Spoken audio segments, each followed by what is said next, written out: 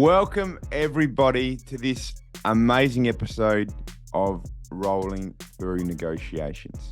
We've got an absolute champion in the truest sense with us today. And let's start with our quote. This quote today comes from our guest himself. This quote is, "Always from love shall my critical bird fly up, never from a swamp." And before we dive in and before we introduce this amazing guest that we've got today, I'd like to first acknowledge the traditional owners of the land in which we're on today. I'm here on Ghana country, and since we're online, let us all pay respects to all our First Nations peoples and our elders past, present, and future throughout Australia and overseas, and all the native traditional owners of the lands in the United States, regions and countries as well, because our amazing guest comes all the way from Las Vegas. We've got with us today an amazing champion. We've got Robert Drysdale. Robert, how are you today, mate?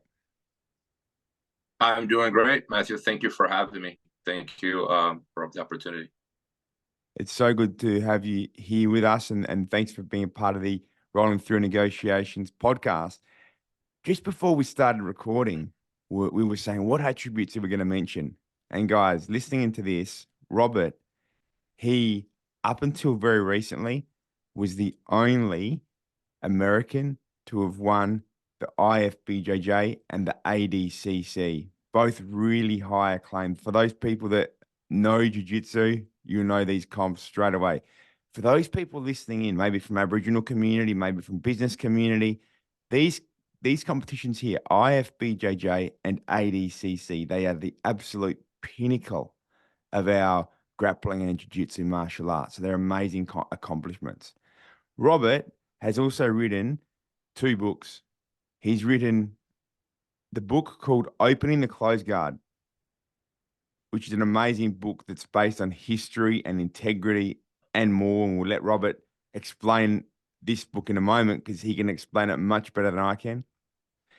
Robert's other book called The Rise and Evolution of Brazilian Jiu-Jitsu, from Vale-Tudo to Carlson Gracie to its democratization, both incredible books. And Robert's also had an undefeated MMA career that was extremely successful, including including a career in the UFC. Robert's a father of 2 kids. And then this is part of what I love and what I'm so excited to be able to share with you guys, this level of giving that Robert has. So Rob said, remember to mention that I've trained 6 UFC champions.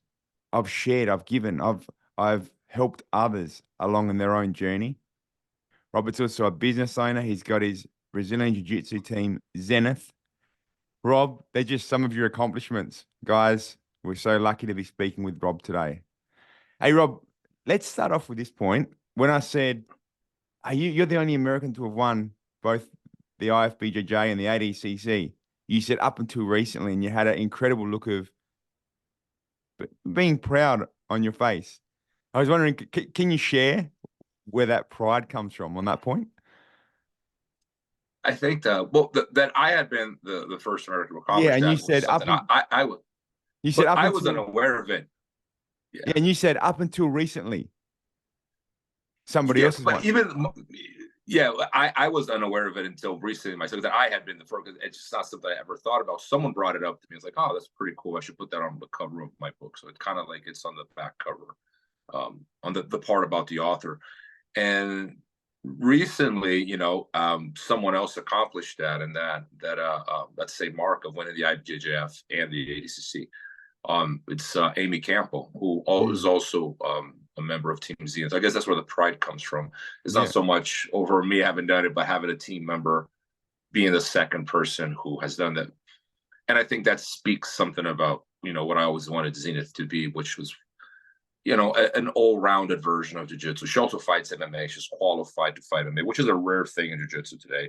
Most jiu-jitsu practitioners are not ready for MMA at all. Amy is. So it's how I chose to teach jiu-jitsu. I think I think it helps explain why, she's been able to be successful, no gi, and is qualified to fight MMA. So that was always my vision for the team. That's so good. And I wanted to start on that point of pride. And especially we have in places like Australia, we have the tall poppy syndrome, where you can't speak out about your accomplishments, where you have to understate things that you've achieved to try and fit in. And then when I mentioned pride, you almost had a look of this fatherly kind of pride where you're really proud of what somebody else that you've been able to help along in their journey achieve. And I believe that that spirit of authentic pride is something to be really valued in ourselves and in others. So I think it was a beautiful thing when you were able to say, you know what, and I've helped somebody else and I'm proud of Yeah. her in her journey and what she's been able to achieve. Yeah. But to be fair, I'm not her coach. Her coach is called Eduardo Mori. He's an affiliate student in Ogden, Utah. It's about 6 hours north of Vegas. I see them, occasionally, a few times a year. But I think that the pride comes from not only being a team member, but I think Eduardo has been maybe he was drawn to the team and I was drawn to him because we have the same approach. We have MMA in the back of our mind still, which is a rare thing in jiu-jitsu. So I guess the pride comes from, like we're one of the few teams in jiu-jitsu that still embody that old school mentality that jiu-jitsu should work in a fight, and I come from that background. So I guess that's the fact that Amy represents that, that kind of jiu-jitsu, that style of jiu-jitsu that's almost dead today is Yeah. something. And she's able to reach the highest level with that style of jiu-jitsu is something I'm very proud of. Yes. And there was some real differences between the style of jiu-jitsu that you learned as opposed to the style of jiu-jitsu that is taught today. We've got a mutual friend, Tiago Stefanuti, so shout out to Tiago. And he explained to me that back in Brazil, the guys there in the gym, and I'm wondering if you were part of this gym at the time as well, but he said that they used to do this training called one couple training, where it would be 40-degree hot Brazilian weather, and you've got one tiny espresso cup of water that goes up on the windowsill, and that cup of water has to last you 2 hours. You've got this smile on your face now, Rob. So are these fond memories of yours as well, this one couple training? I think it was, yes. I mean, there were that one. There were the slaps. There was one that Thiago remembers when you got your blue belt, you had to roll for an hour straight, uninterrupted, no water. Every minute, a new training partner. When you got your purple belt, it was 2 hours straight, no water, no bathroom break, no break at all. Different partner every minute. When you got your brown belt, you had to roll for 3 hours straight. Yeah. Yes. Right. And it was, I mean, and it was harder. It was inferior because jiu-jitsu's evolved a lot. No one disputes that, as it should be. That's the norm in every art. But in terms of values and toughness, I think it's descended a lot. I feel like, and I'm nostalgic of that era because I think that's what made jiu-jitsu special to me. Is sort of like it was an exclusivity club. It was more of you were the Spartan warriors. It wasn't for anyone to hold that front line. You had to be you had to be able to survive that environment, which was not for everyone. It was not a democratic practice when we started. It changed over time. But I sort of reminisce of the days where I don't know. I think there was something special about being more of an exclusive club. Being part of jiu-jitsu then was almost like being part of a gang. We had a couple of interviewees actually in the book that described jiu-jitsu as a cult to us. That's how they described Oh, yeah. jiu-jitsu, and I thought that was interesting. Yeah. Yeah, we're gonna dive into the books in a moment because there's so much truth and integrity and depth in terms of what we're already speaking about. And just before we do, I would love to ask you this question here because you were saying that uh, the old days of jiu-jitsu had some differences in those things like slaparia, which is where you're grappling, where you can slap each other, the one cup Yeah. training, the exclusive club. Yeah. Do you believe that and people that don't do jiu-jitsu, they might be listening, they might think, gee, this sounds all crazy. But there is beauty and wisdom and so many positive attributes that come from this really tough style of training. And I was wondering if we look at this tough style of training as almost being a bit of darkness, like you're training and you're so dehydrated and you got one espresso cup of water to last you for 2 hours, 40 degrees, being slapped. They're not really fun experiences. But I was wondering where where the growth, and how the positive benefits are derived from those sorts of difficult experiences. That's where value resides. If you start training, last week, you've been training for 1 week now, and I say, Matthew, you're such a great student. You pay my membership on time. I like you. You're paying attention. You learn how to do this Kimura properly. I even saw you do a submission the other day. Here's the black belt. Yeah. I mean, I could do that technically. No one could stop me, but I wouldn't be doing you a favor if I did that, But if you struggle and it's painful and it's hard, and you remember the price that you paid to be there, well, the value is immediately attached to how hard it was to achieve the goal, right? Value and difficulty go hand in hand. The easier it is, the less valuable it is. And this is part of my critique in my second book, is how I think jiu-jitsu, by becoming a more democratic process, has lost some value in the process as well. Has its advantages. I'm not saying it's all bad, but I also think that, if everyone's a black belt, then what's the value in a black belt? It was a more prestigious thing, 30 years ago than it is now. It was a rare thing. It was harder. And it was because it was not a commercial practice too. That's the other thing. There was absolutely no money in jiu-jitsu in the 80s and 90s. Yes. Once the money became a motivation, everything changed. I have a chapter in my second book. It's called The Americanization of Brazilian Jiu-Jitsu by Brazilians, which is, a bit of a jab at both. Americans tend to commercialize everything. Everything in the US is money. Everything. You can do anything here. As long as you make money, it's okay. Everyone will applaud you as long as you make money at the end. And the Brazilians, are all giving Americans a hard time more of American jiu-jitsu, but I ironize that the process of Americanization really was initiated by Brazilians themselves, when they turned what it was a cult and a Spartan practice into a commercial practice. And this happened in the early 2000s, and it's still ongoing. But I'm as much part of the problem. I'm not I'm not claiming to be the savior of jiu-jitsu here, but I think I'm at least pointing out the issue and bringing it to people's attention, so we register the moment and understand what happened and what is happening, versus just pretending that nothing changed, when clearly something very dramatic has occurred in jiu-jitsu in the last 30 years. Yes. And you mentioned that in the last 30 years, the meaning and definition of what is a black belt has really changed. I was wondering, what is the meaning, and what does a black belt say of 30 years ago? And what is a contemporary black belt, and how are they different? Jiu-jitsu was meant to embody the reality of combat. That was, tracing the history further back. It was what distinguished the Gracie family version of judo from Kodokan judo was that judo was undergoing this process of sportization and after the war. Yes. There's two judos. There's post-war judo, which is what we have today, and there's pre-war judo, which was closer to the Gracie's interpretation, which was closer to reality. It was less sport-oriented. The Gracie family kept this martial version of judo alive up to, Hoist in '93.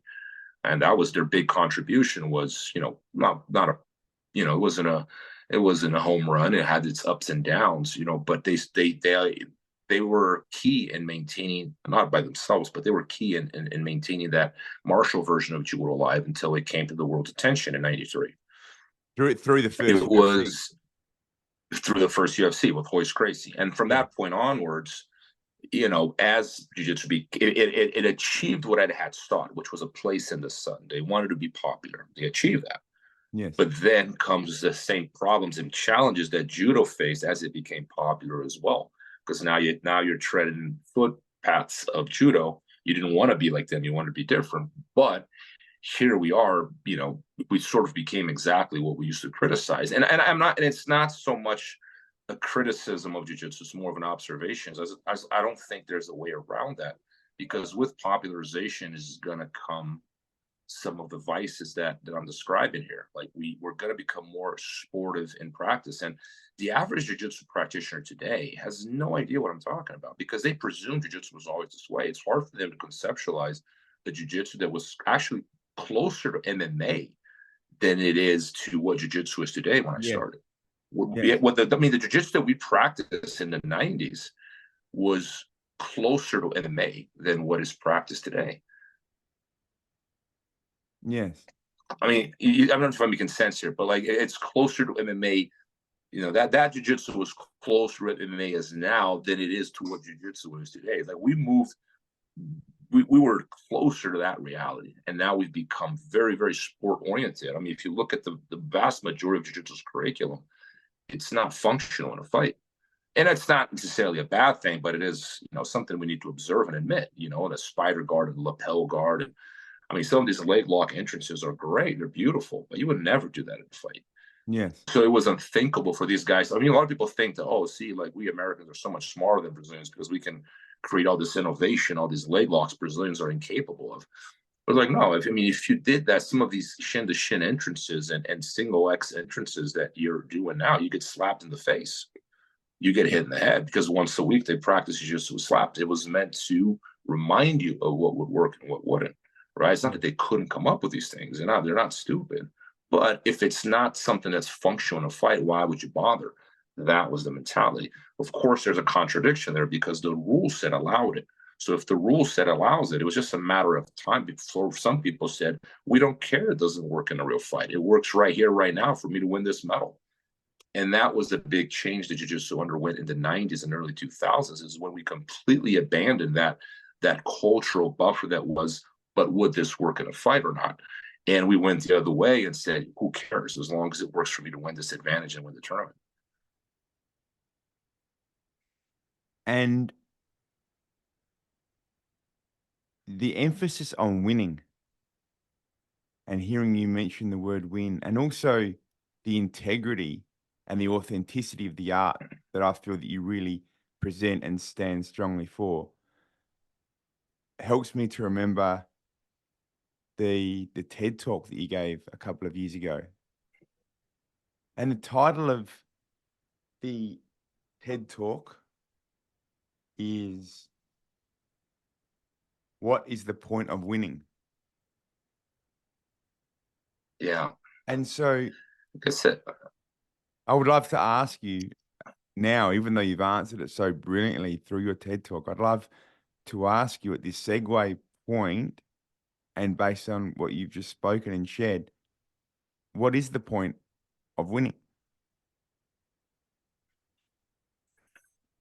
I think that, you know, we're caught on this treadmill, chasing dreams and chasing goals and, you know, thinking that the next achievement will be the great and final one. And it's very easy to get caught up with this trap. But it is a trap. You're not going anywhere. You're going to achieve that next gold medal. You're going to feel the exact same way. I know this, you know, speaking for myself, at least, I won ADCC and I was very happy about that for about 2 days, 3 days maybe. And after that, I was like, all right, back to work. I got to win something else now. Yeah. And then you go back to exactly where you were before. Like it's almost like a fix. You're a drug addict pursuing some kind of final bliss and some final redemption where there is no more pain and no more desire. And then you're trapped because the second you achieve it, you go back to wanting more. And it is sort of an addiction. It's not so different. I mean, it's not a destructive, perhaps even a constructive addiction, maybe, but it is an addiction nonetheless, where you feel like you got to do more and you got to do more, and it's never enough. And then, you know, and I don't think that's necessarily bad. I think that as long as their practice is, you know, the minimal of, you know, ethical, moral behavior, you're not hurting anyone, and you're pursuing things the right way, and you're working hard for the things you want. I think that even people that live their lives pursuing money aren't necessarily wrong. I think people should live their life. I think it's a shallow pursuit personally, just enrich yourself, and that's the purpose of your existence. I think it's a shallow pursuit, but I mean, to each their own. You know, we're different for a reason. Nature created variety because that is what's best for the species. So let us all be different and celebrate the best version of ourselves that we can be through our ambition You know, I always tell myself this: if I'm pursuing something, am I hurting someone? Like, no. If I am I being destructive in any way? Am I causing harm? Am I damaging? No. Okay, so I don't see wrong with it. Somewhere along the way, I might even help some people. I might inspire some people. I might set an example to my students to find their purpose in life through jiu-jitsu or fighting or writing or whatever it is. So I don't think ambition is necessarily a bad thing, but it does come with a certain degree of pain and suffering with it, because I think this state of final bliss that we're all looking for is reserved for heaven, if heaven does exist. I think if you're on this in this world, you're struggling every second of your existence, and you have to come to peace with that, because there is no easy. There's only hard and hard, very hard. There's no moment there where you're actually not suffering from striving to achieve or suffering from the desire of wanting to achieve. And you're in your traps, and that's just the condition, the human condition, I think. Do you think that if we can shift our desire to wanting to achieve from a place of the sort of victim mentality, because a lot of people can be like, oh, look what I have to do. I have to do this. I have to do this. And they can feel and use words that create victimhood. If we can shift that into a place of appreciation for the journey and gratitude for what we're going through, can that help us Yeah. in that road to achievement? I think the journey is the reward. I say this because when I was a purple belt, I dreamed of being a world champion. I dreamed of being exactly where I am today, having a gym, having an affiliation, traveling the world, teaching jujitsu, making a comfortable living. And I have all that today. And I'll be honest with you, I think I was most fulfilled when I was a purple belt, dreaming of being where I am now. And Yeah. it's an odd thing to say, but my happiest years were as a competitor pursuing these dreams. So Yeah. I think there's value in the journey, there's value in dreaming, there's value in appreciating, being having gratitude for the tools that you were given, the opportunities that you're given, and then trying to be an optimist about it. It's not an easy thing to do. I think that's the challenge is, look at the good and bad and accept the bad. It's like this, it is what it is, but look at all the good. I tend to be very negative. I'm by nature, a very negative person, mainly on myself and as a consequence on others, but I think it's mainly directed to myself. But I try to tell myself, but look at all the amazing people I have around me. Look, I'm a very healthy person for the most part. My joints are destroyed, but for the most part, I don't have any major health issues. My daughters are extremely healthy. They're intelligent. They do well in school. So I live in the richest country in history. Like I have Yeah. all these advantages and all these privileges, and I try to be mindful of them, so I'm less negative. But I think being a coach requires me to be a very negative person. Because people disagree with me on this, but I think a coach should be somewhat harsh, critical, and negative for purpose of pushing people towards perfection.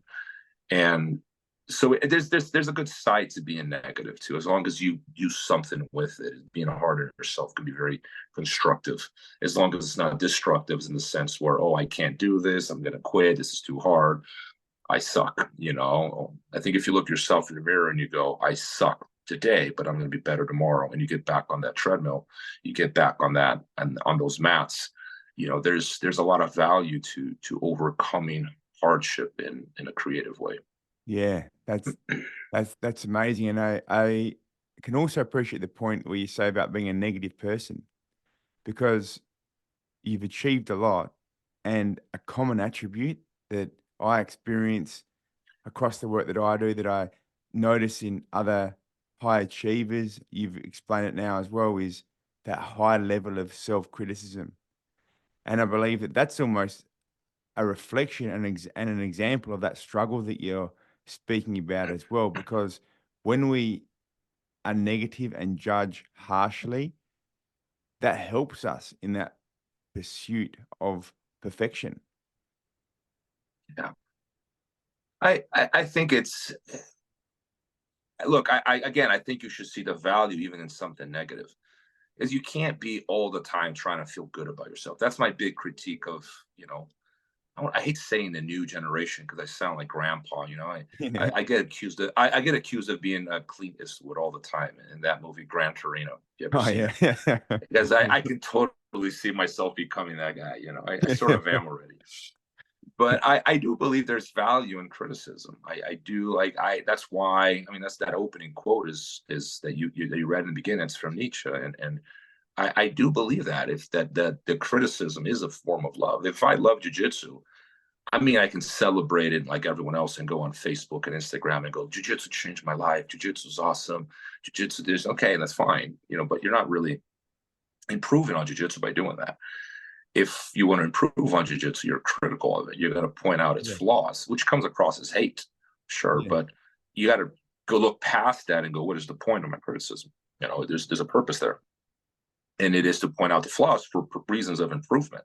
Now, I've picked fights with a lot of people over the years because of this, because people don't always see criticism as something constructive. They see it as, they take it personally. They go, how can you attack the art that I love? Like, how could you do that? And it's like, no, I'm not attacking because I want it to fail. I am criticizing because I want it to succeed, as a coach would. Now, you lose a match, I can go talking about how awesome you were in the previous tournament. Sure. Or I can be a good coach and go, this is why you lost. This is what you're doing wrong. This is where you failed. Let's get back to work. And I prefer to be around people of that are like that. Those are my favorite. My favorite people are the people who point me wrong, and I'm wrong all the time, constantly wrong. I live with my head so far up my ass half the time. I'm not even paying attention to what's around me. And some people call me out on my bullshit, and those are my best friends. Yes. I'm very suspicious of people who are always telling me what I want to hear and people that are always kissing my ass, because I don't think that those are the people I need when things get tough. They will not be telling me the truth. They're always going to be telling me what I want to hear, which is never what you need to hear. Maybe sometimes, but in general, no. Yeah. And this point, you mentioned points just now about truth, authenticity, and I'm so keen to jump into and go deeper into your books.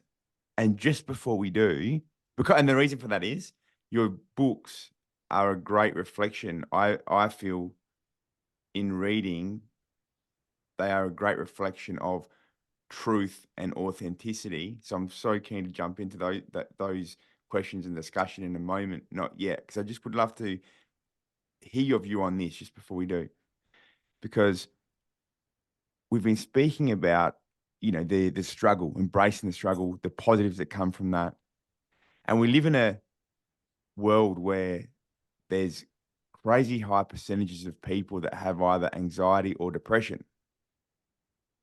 Yeah. I feel that depression, I feel that and I'm not a mental health expert. I just want to say that from the very beginning. This is just a thought. It's not the answer. So whoever's listening, I want you to understand that I'm not a mental health professional. It's just a chat on this topic.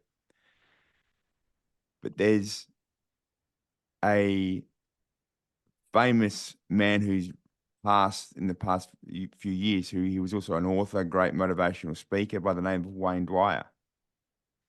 And Wayne Dwyer says that if you change the way you look at things, the things you look at change. Yeah. And hearing you speak about the struggle leading to perfection helps me think about Wayne Dwyer's quote and anxiety, for example. And I feel almost as if we can look at that journey and the struggles in that journey as being a gift. That change in perspective can help us change anxiety, because like Wayne Dwyer says, you change the way you look at things, the things you look at change. I'm wondering how you feel about that, Rob.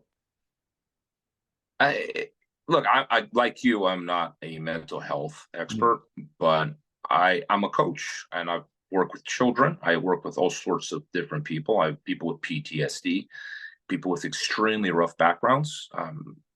For obvious reasons, I won't mention names, but I just had an illegal immigrant walk into my gym. He's a black belt from a country in Latin America. and he crossed the desert with his wife and his little daughter on his back. Yeah. 20 days in the desert. 20 days in the Yeah. desert with your wife and your little baby girl on your back to live in this country. Yeah. And then, so these are people that know, I think I know a thing or two about struggle and hardship because I've seen a lot. I've seen war veterans. I've seen people with mental illness, recovering alcoholics, abused children, you name it. You see these things. And I'm weary of a world that tries to solve every problem with either a pill or with you're a victim, it's the world's fault, you're amazing just the way you are, and you live your best life and comfort, and just and people just constantly trying to hear what they want to hear. And I think that sometimes, I don't think this is always the case. There are some, but considering some of the examples I gave, I think a lot of people are being raised in a culture that glorifies victimhood and acts like victimhood is some high achievement because, if you're a victim, you cannot be criticized by any means. So I think that some early education in lessons of tough love and discipline and courage and accountability, I think they would go a long way in solving a lot of these mental health issues that people develop later in life because their immune system towards social hardship is so weak that the second any little problem occurs, they break down, they turn to drugs, and then drugs become an addiction. And by drugs, I'm not just meaning the pharmaceutical pills. I'm also talking about social media that goes, you are perfect just the way you are. You don't have to change yourself. You don't have to work. I mean, not to pick on people, and I have friends that are obese, but obesity is just another example of this. Yes. You go, oh, you're perfect just the way you are. You don't have to, you'll fat shame. You don't have to diet. You don't have to work out. The world needs to accept, oh, sure, I accept you as a human, but you can't tell me that you're a role model in health. That's you right. can't tell me that being fit is inferior to being obese. No one can tell me that. But they'll try to spin it in that way because then it's an easy cop out to go, you are the problem for trying to place your standards on me. You're fine just the way you are. And then they seek deeper into depression because guess what? If you're an obese woman, you're less likely to find a good husband. And that's just the reality of the world, for example. So now you go around blaming men. You're blaming men. Oh, I can't find a good man. Well, have you ever considered being healthy or having, improving on yourself to make yourself more appealing? Right. But that's not the solution, no, because that's hard. That means work. That means dieting. That means working on yourself. It's easier to blame the world and say the world has judgment problems. And and when you put all these things in combination and this ethics of being sorry for people all the time, we have to question whether we're helping or actually doing more harm than good. And I think this is such an intrinsic, part of Western civilization at this point that I don't think we can even recover. Like children are being raised with this idea in their head that it's that they're perfect just the way they are. You don't have to work. There's no accountability. No one's accountable. You can't criticize. And everyone is finger pointing and everyone else is to blame except themselves. I see this in jiu-jitsu. I mean, this is talking about the values that were lost. Going back to jiu-jitsu, it was unthinkable to blame your coach when you lost. I get blamed all the time. It's unbelievable. People lose matches. Oh, it's the training that's the problem. It's like, well, this other guy over here next to you, he's winning. How do you explain that? How do you explain the same class, the same methodology, the same techniques works for these three people over here, but the other three people here are complaining that they don't win because of the coach? Oh, so are you sure? I mean, it's not that it's just unscientific. It's ignorant. It's just this complete lack of accountability meant to comfort yourself by telling yourself that someone else is to blame. It's never you. And it's all over jiu-jitsu. I see it everywhere. And that's one of the things that I detest because coaches, because they're worried about their finances, are always terrified of calling their students on their bullshit. I mean, I'm not saying I've always done that, but sometimes I have, and I pick fight with students because they don't want to hear it. They want you to change. That you need to change, coach. I'm like, really? Well, what about these other results over here? Consistent track record of results. Is it really the coach that needs to change, or is it you? But people don't want to hear it because it's too hard to blame ourselves. And that's something that I think should be taught early on in childhood, to always blame yourself for your problems. Even when you're not to blame, at some point, you are responsible for positioning yourself into a place where you can be a victim. So you should be more responsible for how you position yourself in the world to begin with. And I think that would go a long way to solving some of these issues, just, growing some thick skin and not being so vulnerable to anything that is, damaging your mental health. Yes. I've I've I've been training with the past few years with an amazing teacher called Léo Vieira, and I've joked with him before saying that he's a doctor because jiu-jitsu creates such amazing, I feel, in my journey and people that I've spoken with, it creates such an amazing healing place, both physically and mentally. And I think that that's another example of the struggle and the hardship. And like you say, Rob, there are some coaches out there who don't have that level of integrity. And I even heard a coach on YouTube the other day saying that the way that he encourages his students to go into competitions is he says, if you win, that's because of your hard work. And if you don't win, that's because of me not having taught you the techniques that you need to know. And even though that might appear as if it's being empathetic, it's actually robbing the student of the opportunity to grow and embrace that struggle. So, Amen. yeah, I think that mirrors the words you were saying a moment ago as well. You know what it is too? It's an easy way to get students too, because it removes all work from the student. It just says, student, you have to do nothing, I'll do everything, which is a lie. And I'll give you another one. There are no such thing as bad students. There are only bad Yeah. teachers. Yeah. That's BS. Yes. That's a big, big pile of BS that we tell students to exempt them from any accountability so they can feel better about themselves and then blame the world. Now, if you're looking for money, yeah, that's a great model. If you're looking to improve on people, if you're trying to actually coach them and help them and guide the way for them to grow, it's the opposite of what you should be doing. There are such things as bad students. You're not paying attention. You don't show up to class. You don't respect me. You don't follow the rules, right? You're always talking during training. Yes, there are bad students. Who are we kidding here? Right? I mean, I teach the kids class. I know. I got the little daredevil that doesn't sit still, doesn't listen, has no idea. I give instructions, no idea what we're going to do. And then I get the other kid that doesn't blink. He's like this, focus on every word you say. Not surprisingly, the results differ. The kid that pays attention and wins tournaments. And then the little kid who doesn't pay attention loses, right? And then the mom blames the referee. Blame the Brazilian referee. That's everyone's favorite. Yeah, the Brazilian referee. That's why it's always their fault, right? Yeah. It's always the Brazilian referee. You know what's funny about that one? You read my book. There's a little snippet there where I talk about this. I don't think there's anyone in this world better positioned to speak of this than me, because I had 99% of my career perhaps took place in Brazil as an American. Yes. And, now people in Brazil knew me, but when I was coming up as a purple belt, as a brown belt, no one knew who I was. They look at me and they look at my name and they go, Gringo. Yes. And despite that, I never felt that any Brazilian, I say this honestly, I'm not trying to I'm being impartial here. I'm not being political or pseudo-nationalistic. I never felt that they were against me. I mean, there were many situations where the refs ruled against me, but there are also situations when they ruled in my favor.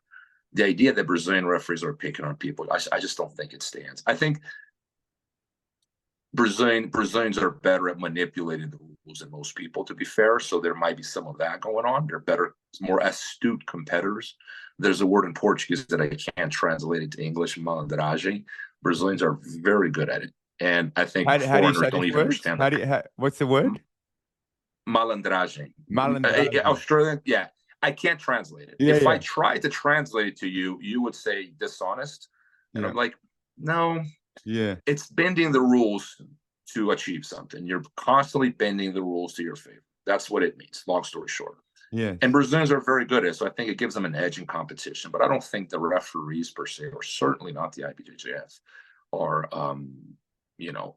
purposely screwing people over. I think that's just an easy cop out to exempt yourself from the accountability of the fact that you had 10 minutes to finish your opponent and you couldn't score a single advantage or a point, and now it's a draw. That's on you. That's not on the referee. It's up to you. Exactly. And that's one of the things that I love in your integrity, including the way that you speak about winning in your TED Talk that's available online on YouTube, but it's the way of you can choose your path based on the circumstances that you're presented with. So if you look at the competition in Brazil, for example, you could come at that from a place of victimhood. I can't win here because they're all against me. Or you can take Yeah. ownership in that and you can say, you know what, it's going to be harder for me to win here, so I better perform extra well and use that as a motivating factor to launch a successful career from. So it's really up to you in how, and I think you articulate this really well in the work you do as well, but it's up to you how you take the truth in a set of facts and how you use that truth to achieve greatness for yourself and for others. Rob, I'm so keen to jump into your books. Did you want to say something on that last point before we do? I sort of feel like I No, caught you mid-sentence or something just then. no, I just to wrap it up, I guess, is like and I was never the most talented guy, but I think accountability is something I've always carried with me. I'm not sure where I learned it. It was just natural to me, but I never blamed a coach or a referee for any of my losses. I think I mean, I've complained to referees before. I think that's normal, but at the end of the day, I still had so much homework to do after my losses because the question is, you lost. It's you were lost. It wasn't your coach fighting. It wasn't the referee.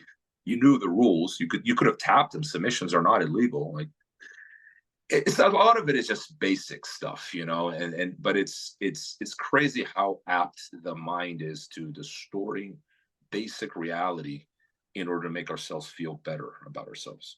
Yes. And another one that I see similar to what you're just sharing now is how people respond to injury in jiu-jitsu. So as we know, you train jiu-jitsu, inevitably you're going to get a ton of injuries. And as an example, this week I hurt my back in training, and then I was training last night, and after the first the first roll, I twinged the back again and just couldn't move properly after that. Every time I moved my legs, it would hurt. And in that moment, I made the decision of I'm going to keep training this class out, another 2 hours of training, but I'm going to use very, very limited leg movement and use mostly upper body movement. And through that limitation, giving this example, I learned and realized more about what we can do with what we do have. And Yeah. and when I spoke with a friend at the end of the class, the friend that I was rolling with while I re-aggravated this injury, he said, "Oh, thanks, man, for completing that round with me." Because a lot of people, they'll feel an injury and then they might sit out the whole class. And Yeah. I'm not saying that's a bad idea. It depends on the circumstances. Sometimes you do have to sit out, but there's other times where you actually don't have to sit out. If you're able to embrace the situation with humility. And in the class last night, I ended up losing some rounds that I don't think I ordinarily would have, but because of the limitations, you can't perform like you normally would. But if you can always tap and start again, and if you can embrace that circumstance with humility, truth, and keep safely moving forwards, an amazing amount of growth can come from a journey like this. So I feel like injury can trigger some really interesting responses from people. And it's interesting how many people have that automatic response of bailing out as a result of injury. Whereas sometimes Yeah. stepping through, like the old story of Gordo inventing half guard and winning, I think it was Mundial, and he was forced to invent new positions, apparently, and we'll go into that in a moment, Yeah. from injury. But without further ado, Rob, I'm so keen to jump into these now. So you've written two amazing books. One of these is called Opening the Close Guard by none other than Robert Drysdale. And the second book that you've written is called The Rise and Evolution of Brazilian Jiu-Jitsu, from Valetudo to Carlson Gracie to its democratization. And that one was, published just last year. Is that right?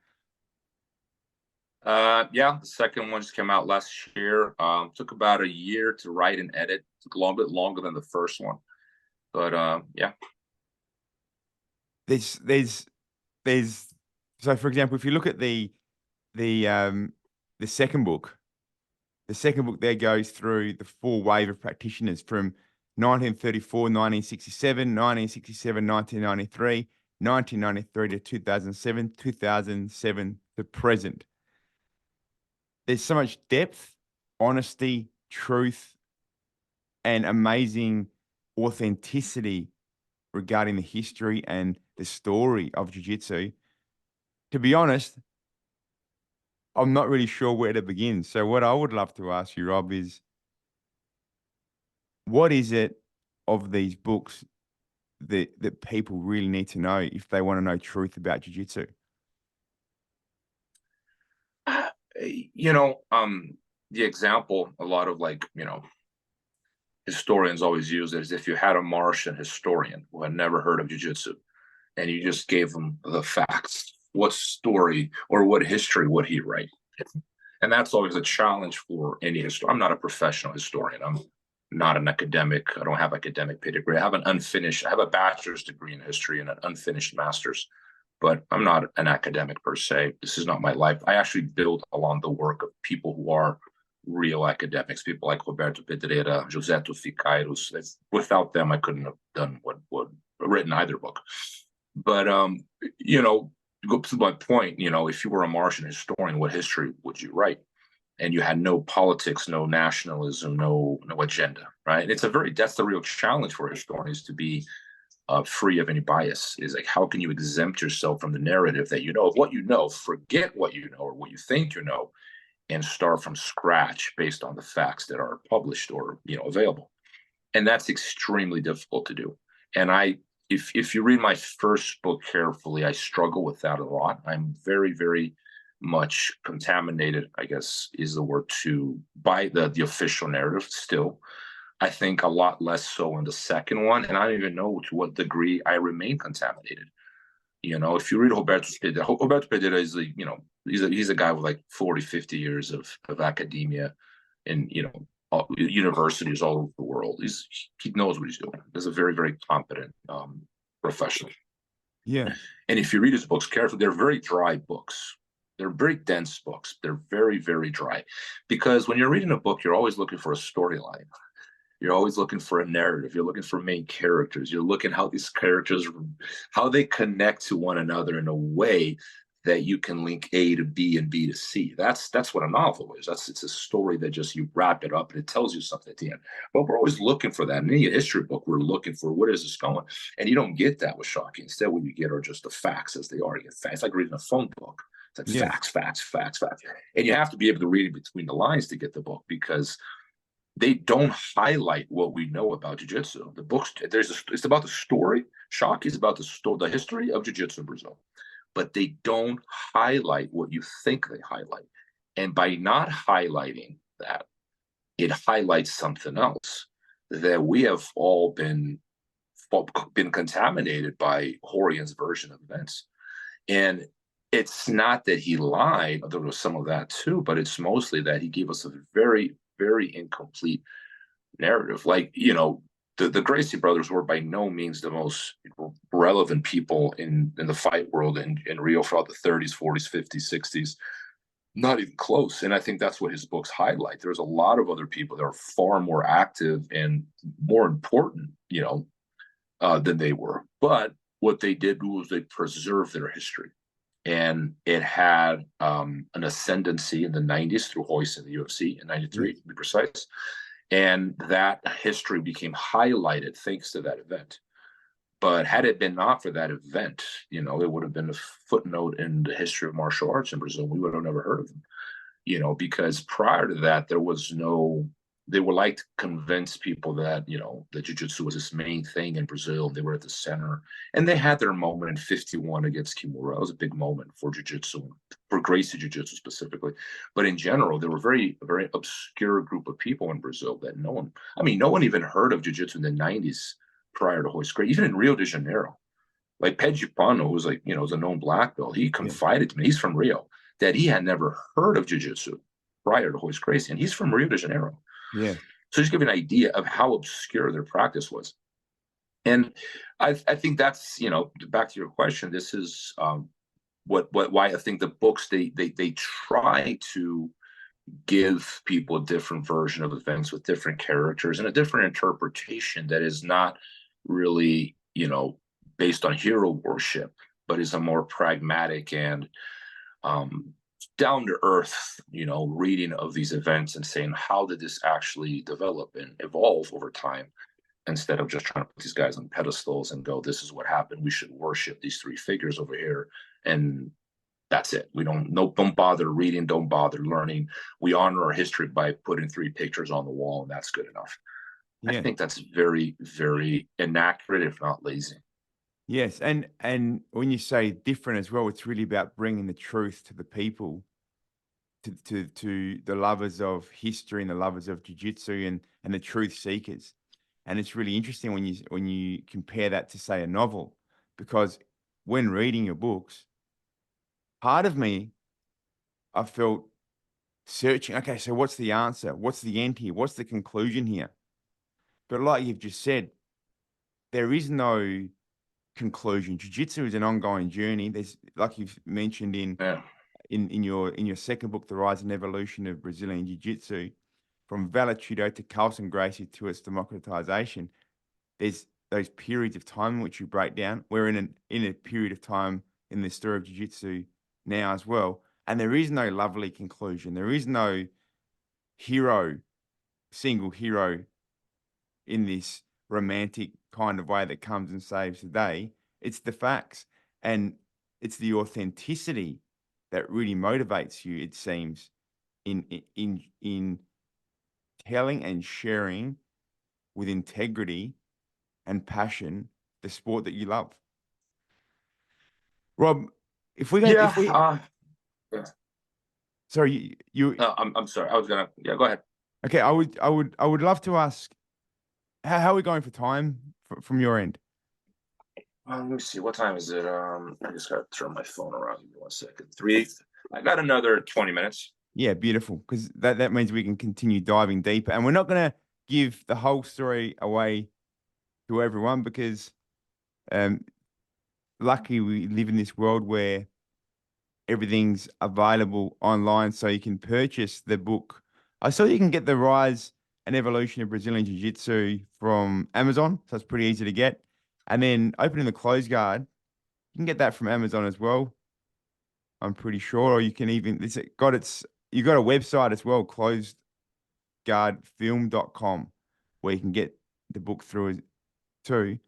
So we're not going to give it the whole story and depth and detail of the books away. People can grab that, and I think that it's worth, for sure, getting a copy of your own books, getting your own copy of the books.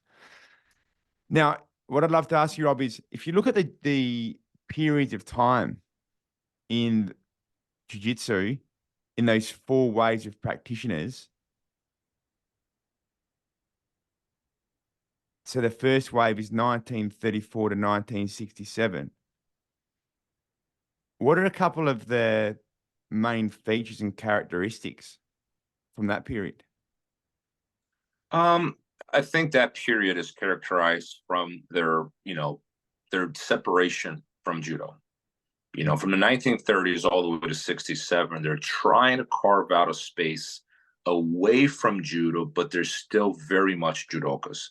There's a chapter in my second book, chapter 8, where I discuss the evolution of the rule set. And in that evolution, you clearly see the influence of judo in their system. Like, it's blatant. You cannot hide it. In the 1954 rule set, just as an example, they have osaikomi, vazari, and ippon. Yeah. Those are the 3 points in judo. The 3 scores in judo are there. So you can hold someone down for 30 seconds, score a point. You can do an imperfect takedown and score a point, or you can achieve a perfect takedown and score a point. Now, it didn't end the fight, so you see a differentiation from judo already. The fight had to be won by submission, so it was different. But Wazari, ippon, and osaikomi were all there. Okay. In 67, you see their formation of their first federation.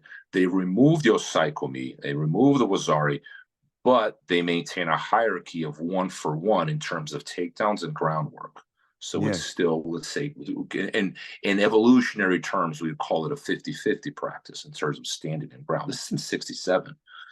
It doesn't differ dramatically until 75 during what I call the second wave, which goes from 67 to 93, really. But that's where the jiu-jitsu that we know, or we came to know that, or I was introduced to at least, right? Because it's changed again. There's the third, fourth wave have changed jiu-jitsu again, but that it took shape, right? Between 67 and the formation of the federation, the beginning of the tournaments, the rise of Carlson Gracie as the central figure in jiu-jitsu history, in my opinion. I think he is the most important figure in the history of jiu-jitsu in Brazil. Not the first, didn't do it alone, but he is a central figure for a variety of reasons, and I give these reasons in the book. He's underplayed because he was awful at marketing. He didn't care, and his legacy, is complicated because so many of his students left. So his team did not survive his death. I mean, it did, but like not to the strength that it had in the 70s, 80s, and 90s in Brazil. Yes. Why is that, Rob? Why didn't his team survive his death? Well, he had one son instead of 21 like his father. His father had 21 children. Helio had 9. Carlson had one son, right? And his son is not a professional mark. He's not a Horian, and when Carlson didn't speak English, so the American public couldn't even hear him, his voice, without a translator. He was already his team, became BTT. They had that issue, which I talk about in the book briefly, of why Carlson Gracie became BTT. But basically, it was Carlson Gracie's team minus Carlson Gracie, right? And I think he became very bitter over that over the years. And he was just never a marketing guy. He was never a guy to promote himself. He was never a guy to talk. It was his personality detracted from his own history, of people knowing his history. He needed someone to tell his history for him. And I think my book is part of that effort. Clearly not the first or the only one to do that, but part of the effort of giving Carlson his due credit as the lead figure of the second wave, the wave that came to shape jiu-jitsu, in at least in terms of values and direction. It's the golden age of jiu-jitsu, when jiu-jitsu was meant to embody the reality of combat, and it was encircled by the values that I believe are the good values for a martial artist to uphold: values of courage, humility, accountability, loyalty, all these things that are completely, they're almost practically gone in jiu-jitsu today, because it's all about money, money, money. And I think the popularization of jiu-jitsu has corrupted the sport in so many ways. And Carlson represents the opposite of all that. That's perhaps why I'm so drawn to him, because I think that he would have looked at, he had this term, I talk about it a little bit in the appendix of the book, poderoso. Which it was a poderoso, which translates as to almighty or all powerful. And it was a joking way of correcting people that were being prima donnas or narcissists, So if you were too acting too powerful in the gym because you want to turn them in, or you were sort of famous now, it's what everyone on Instagram is. And he had a way of putting you down in a joking way. We call you poderoso. And it was a way, I think it was a joking way of keeping the culture in check. It's don't get too poderoso. But he's calling for humility in a joking way, in a nice way. He's telling you to be more humble. I think if Carlson would have seen Instagram today, he would fall off his chair, and how we've normalized phony, we've normalized lying, we've normalized fakeness. And we call it an achievement. That's the worst part. The faker you are, the more people applaud it. It's man, this world's upside down. And it's sad to me to watch jiu-jitsu go down that path too, because man, we're meant to represent reality, not being a bunch of phonies. Jiu-jitsu is meant to be real. That's what made jiu-jitsu special, to me at least. It was that it was real. You couldn't BS. You couldn't lie about what reality of the mats were. And I think that's still true on the mats. But the second we get off the mats, it's everyone's a phony. So it's this conflict of values that I think we're living. It's one thing on the mats are teaching you one thing, but your day-to-day life, are teaching something else. So it's like there's no convergence there's no unity in terms of values right now. It's very conflicted. This is the reason why like no one agrees on what jiu-jitsu is, because the values are all over the place. We don't agree. And I have a chapter about that. Like, what is jiu-jitsu? We can't even define it. Like judo doesn't have that problem. If you notice, judo does not have that issue. Everyone knows what judo is. But if you say Brazilian jiu-jitsu or jiu-jitsu, like you're gonna have a hard time defining it, because there's so many different cultural, philosophical, technical, rules-wise differences in jiu-jitsu.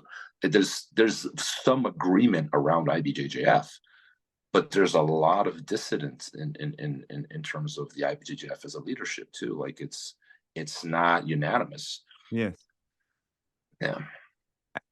For sure. And then in the other two more recent eras that you touch on in your book, being from 1993 to 2007 and then 2007 to present, what are some of the key characteristics from those two eras? I think, obviously 93 to 2007 was the becoming known, the light being shed on jiu-jitsu as an art. People were hearing about jiu-jitsu. Right around 2007, most people in the United States knew what jiu-jitsu were, or were close to becoming acquainted with it. It was the period of popularization. They had won the war. It was a celebration, really, because they had spent 40 years in obscurity in Brazil. No one knew what it was, right? It was just like this obscure version of judo.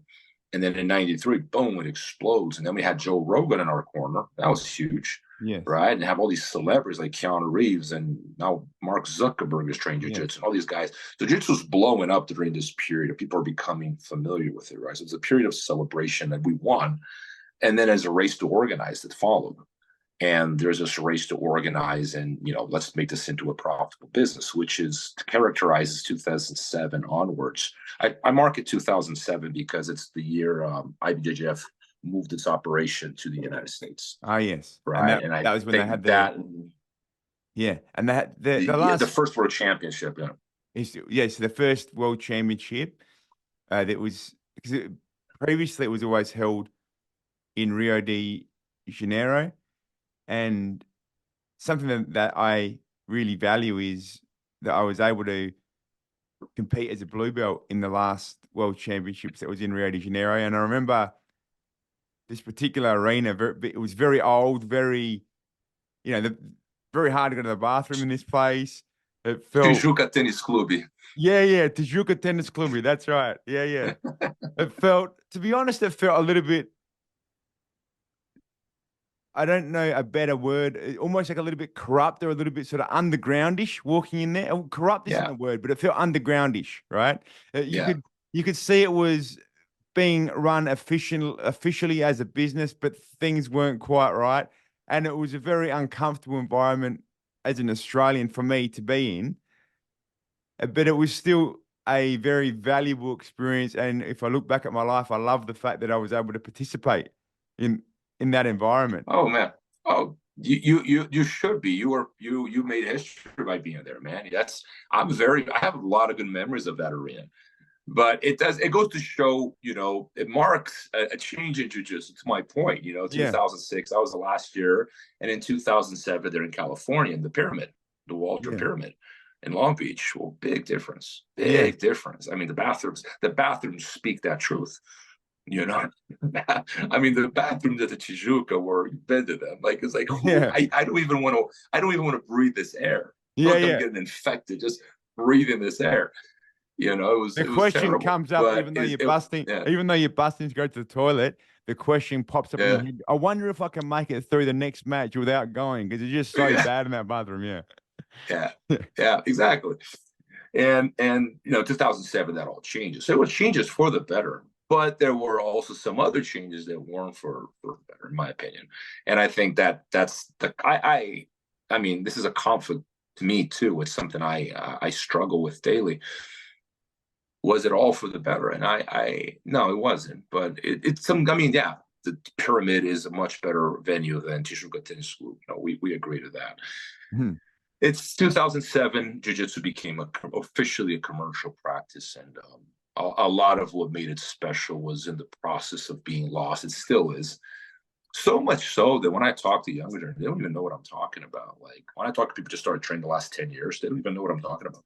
Yeah. They have no idea what I'm talking about. I just sound like a crazy old person to them. I'm like, no, man, I'm telling you, there's some valuable things that we could have tried to preserve at least.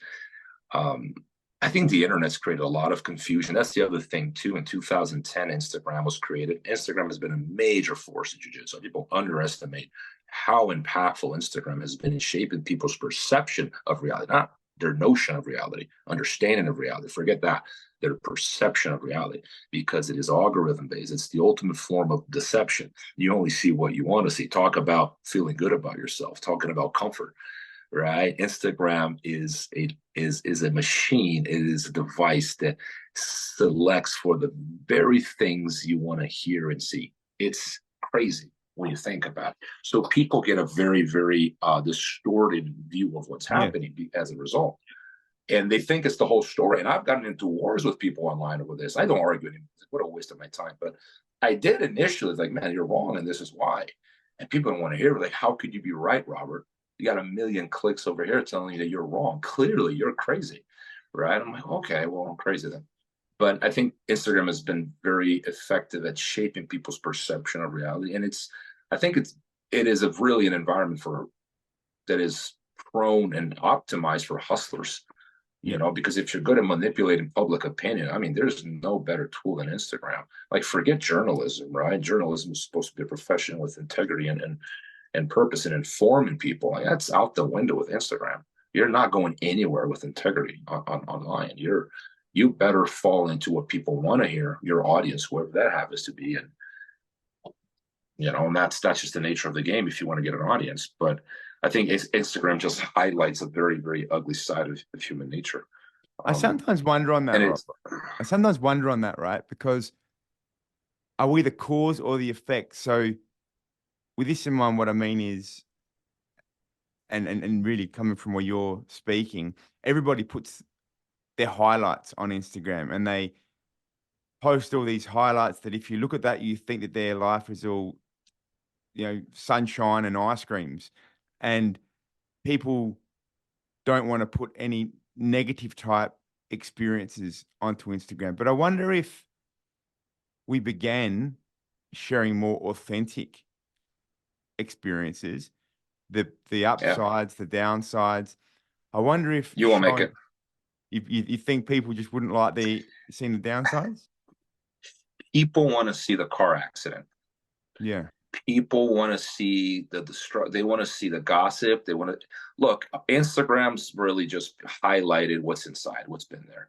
Yes. When I was younger, when I was more of an idealist, I should say. Yeah. I believe that the reason the world was an unfair place was because people did not have access to information or a means to express their opinions.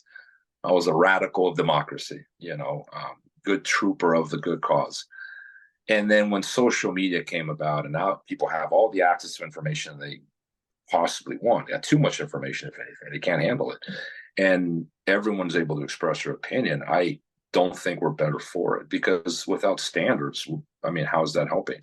There are no standards. The truth is whatever you want it to be. There's no objective realities is sacrificed online. It's terrifying well beyond jiu-jitsu when you think about how easy people are manipulated. I mean, we saw recently people storm Capitol here in the United States over this, like how quickly people can organize and be deceived online based off social media. Journalism, at least prior to social media, have a degree of integrity to it where people were obliged to at least fact check what they published. Now, you can be a corrupt journalist and distort information, omit information, sure. But if New York Times wanted to maintain a level of credibility, they would have to fact check.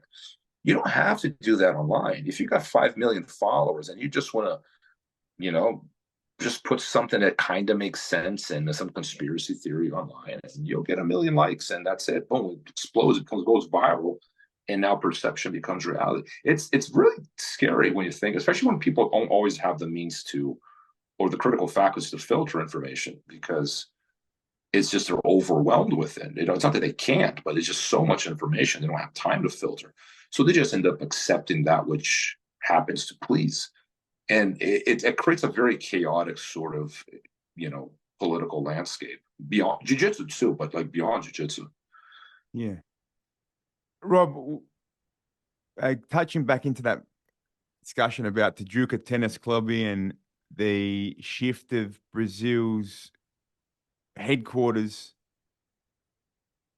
being the place of where the IFBJJ was and jiu-jitsu growing while it was based in Brazil and the growth then into the United States.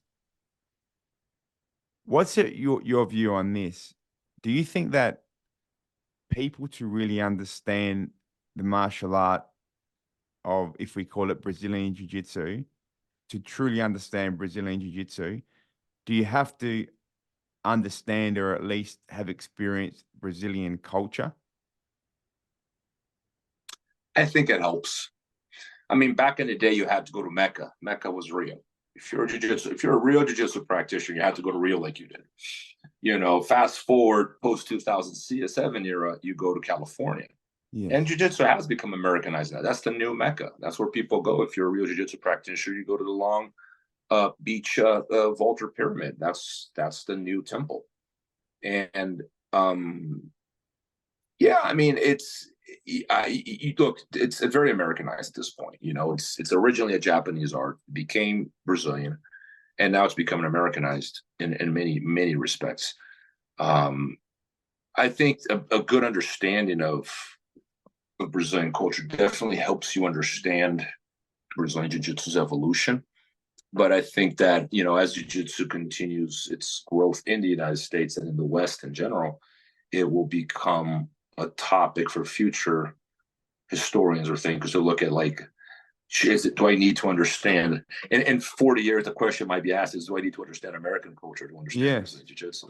Yeah. And then, you know, in a podcast 40 years from now, someone in my shoes will be saying, yeah, you should understand how American culture influenced Brazilian Jiu-Jitsu, because we don't think of it in that way, but the Americanization is not what Keenan suggests it is, which is I mean, his American Jiu-Jitsu is virtually identical. It's not virtually, it is identical. The IBJJF Jiu-Jitsu. I have no idea why he wants to call it something else when he's doing the exact same thing.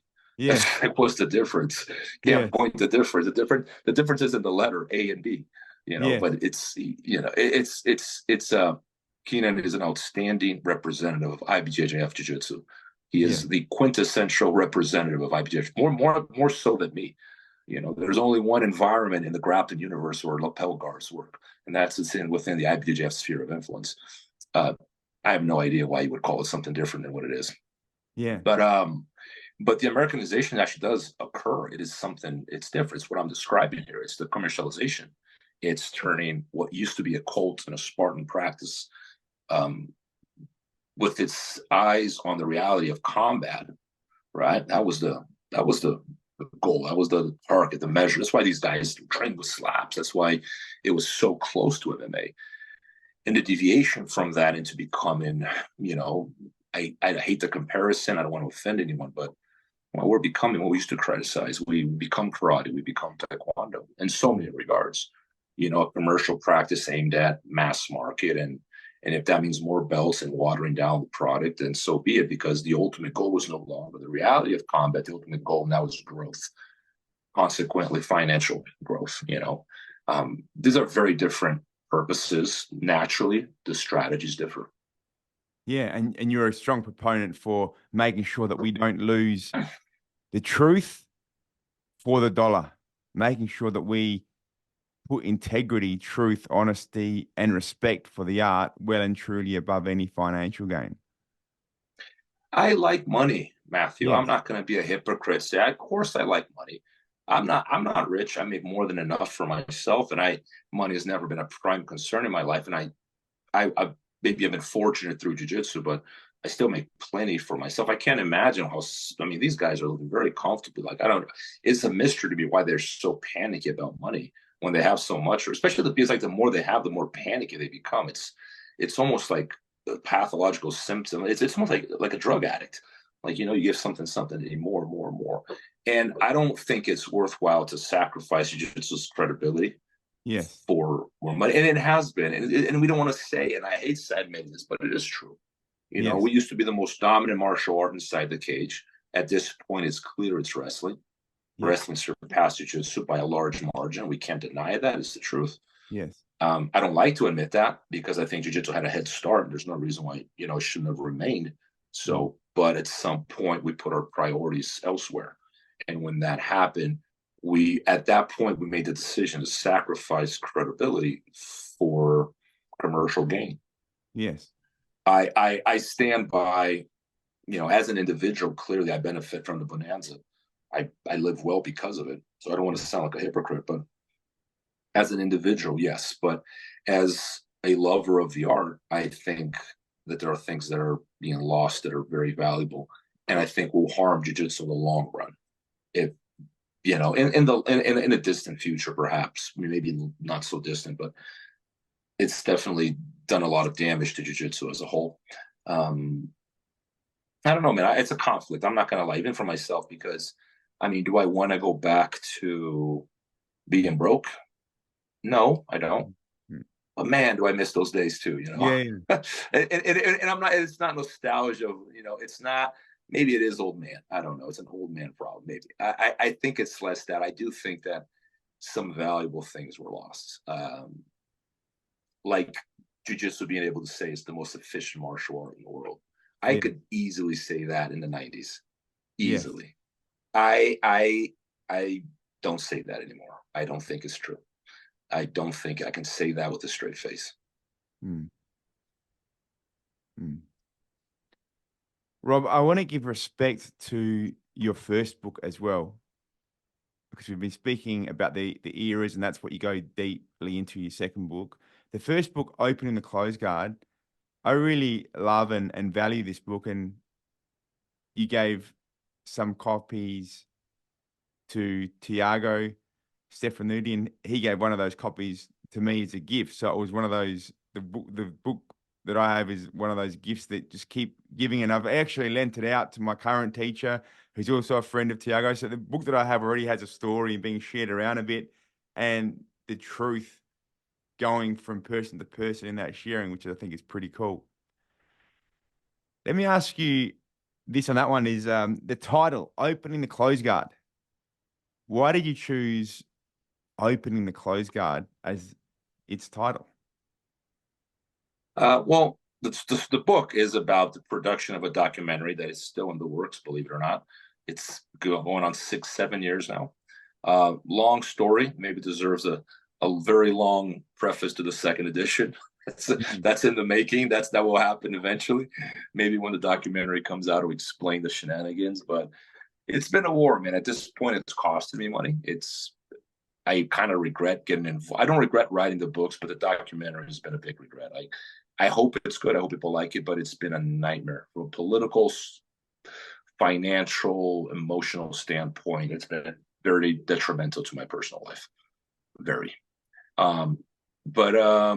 It's. Can you look back at this, Rob? Can you look back at that struggle?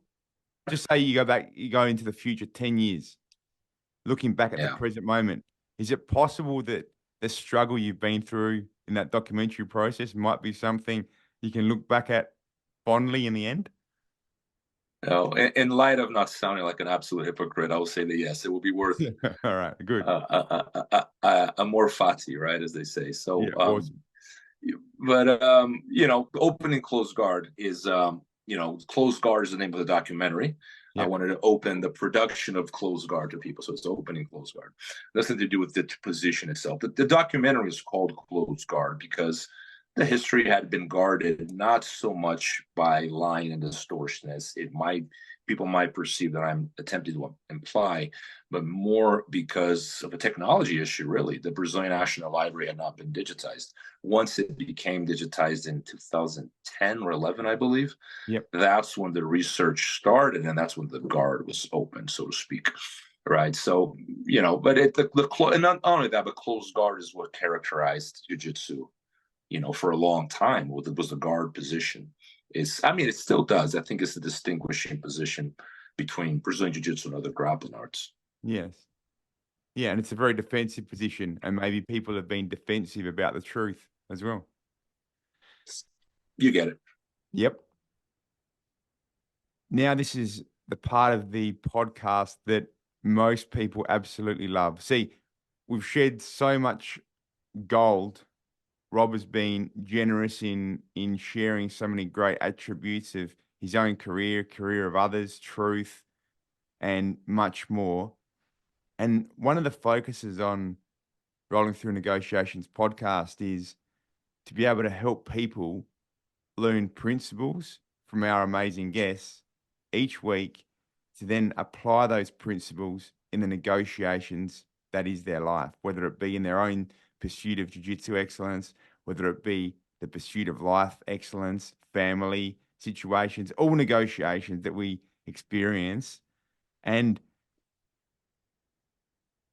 there's 3 key takeaways I'd love to give right now. And that's because 3 is an easy number to remember.